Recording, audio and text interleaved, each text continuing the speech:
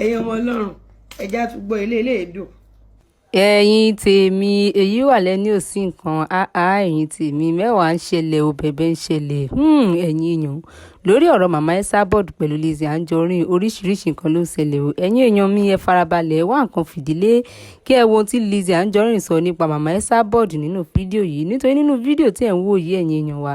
ẹ ó máa gbọ́ ọ̀pọ̀lọpọ̀ ọ̀rọ̀ láti ẹnu Lizzy Anjorin lórí ọ̀rọ̀ màmá Esabod ẹ̀yin èèyàn wa ẹ farabalẹ̀ kí ẹ wá nǹkan fìdílé láti gbọ́ àwọn ọ̀rọ̀ tí ó wà nínú fídíò yìí. ṣé bẹ́ẹ̀ lẹ sọ pé ẹ fẹ́ kó ọmọ ọ̀tá wá pààyàn ìjọ wa ni láti tún wá ń gbébọn kò tún ṣe ókè ẹ̀yin lẹ fẹ́ pààyàn àbí ẹ wá ṣe bí wọ́n pé láti ní àbí ókè a ti ń gbọ́. pàgẹ́ ìyẹn ni ó ń pa slowly ọkàn mi sọ pé láti ń lọ ìgò. slowly ó yá jẹ́wọ́ fún mi jàre bá àlàdó tó ṣiṣẹ́ máa ń pa àwọn tó bá gbé sùn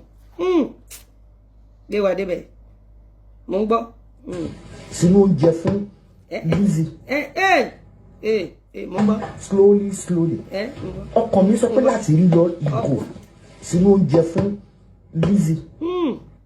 ṣé bá dò tó ṣiṣẹ́ ń lọ ìgò fáwọn bàbá ń bàbá nìyẹn no wonder. bẹ́ẹ̀ yóò bá lọ́ọ̀gù fún ìyànjẹ náà kò gbọ́dọ̀ ṣe fọ́sọ̀mù náà bá ṣe 4 sọ́ọ̀mù 3 sọ́ọ̀mù 10 sọ́ọ̀mù ẹ̀wọ̀n pé wọ́n gbọ́dọ̀ lọ́gò fẹ́ ní ẹ̀jẹ̀ kábíyèsí Ọlọ́run jẹ́wọ́ sí jàre tú àṣírí sí ọ̀hún pé wọ́n reverse psychology ló máa ń lò jáwa tán wọ́n ń lọ ìgò ibo ni wọ́n ti gbọ́ pé wọ́n ń lọ ìgò ẹ ti pẹ́ nínú iṣẹ́ yìí o ẹ̀yin olóṣò olódò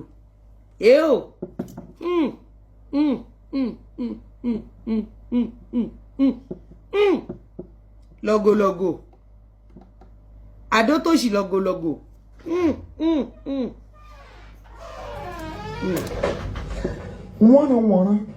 wọ́nà tí Lizzy ń ṣe kì í ṣojú lásán mọ́sẹ́.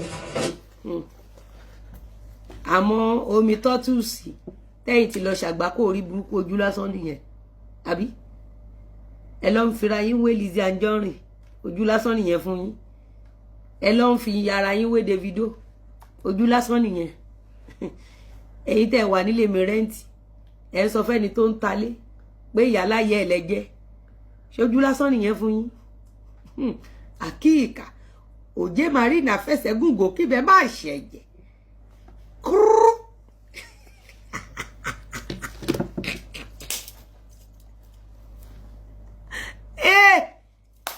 ẹ̀yin ọkùnrin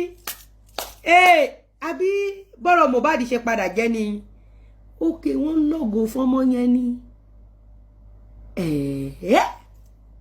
ìgò náà lọ fún